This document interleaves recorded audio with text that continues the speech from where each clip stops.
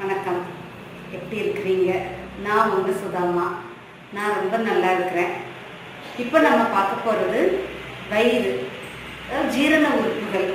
இதை நம்ம எப்படி க்ளீனாக வச்சுக்கிறது, எப்படி மெயின்டைன் பண்ணுறது. நார்மலாக 15 வயசுக்கு மேலே இருக்கிறவங்க இதை பாருங்கள், இதை பண்ணுங்க, நல்லது.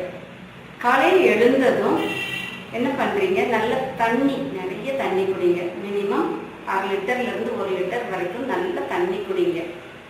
தண்ணி குடிச்சிட்டு பாத்ரூம் போகிறது, 1 பாத்ரூம் 2 பாத்ரூம் எனி இது பாத்ரூம் போகிறீங்கன்னா போயிட்டு வந்த உடனே முகம் கை கால் கழுவிட்டு வாயை கொப்பளிக்கணும்.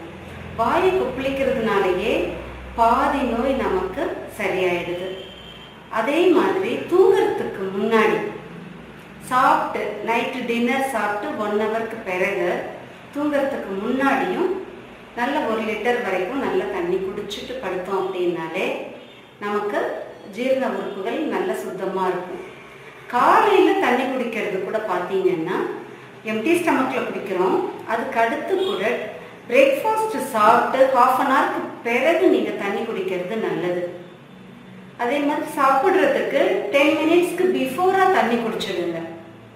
அப்போ உங்களுக்கு விக்கல் வராது, உங்களுக்கு தண்ணி குடிக்கணும் போல் அந்த தாகங்கள் இருக்காது. குடிச்சிட்டு 10 மினிட்ஸ் கழித்து சாப்பிட்றீங்க, சாப்பிட்டு 1/2 ஹவர் கழித்து தண்ணி குடிங்க. இது பண்ணுறப்பவே நமக்கு ஜீரண உறுப்புகள் பார்த்திங்கன்னா அதோட வேலை அது கரெக்டாக செய்யும். நம்ம இதை மாற்றி மாற்றி பண்ணுறதுனால தான் நமக்கு இது டிஸ்டர்ப் ஆகுது.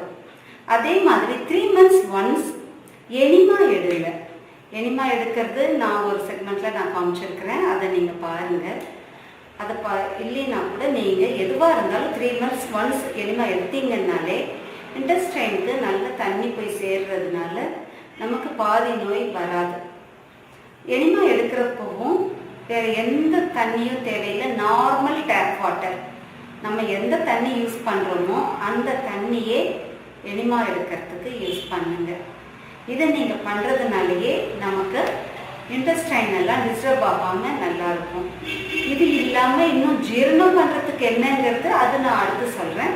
இதை மட்டும் இந்த வாரம் செஞ்சு பாருங்கள். இன்றைக்கி நான் சொன்னது வீட்டில் செஞ்சு பாருங்கள். உங்களுக்கு இதில் ஏதாவது டவுட் இருந்ததுன்னா கட்டாயமாக கமெண்ட் பண்ணுங்கள், நான் உங்களுக்கு பதில் சொல்கிறதுக்கு ரெடியாக இருக்கிறேன். தேங்க்யூ.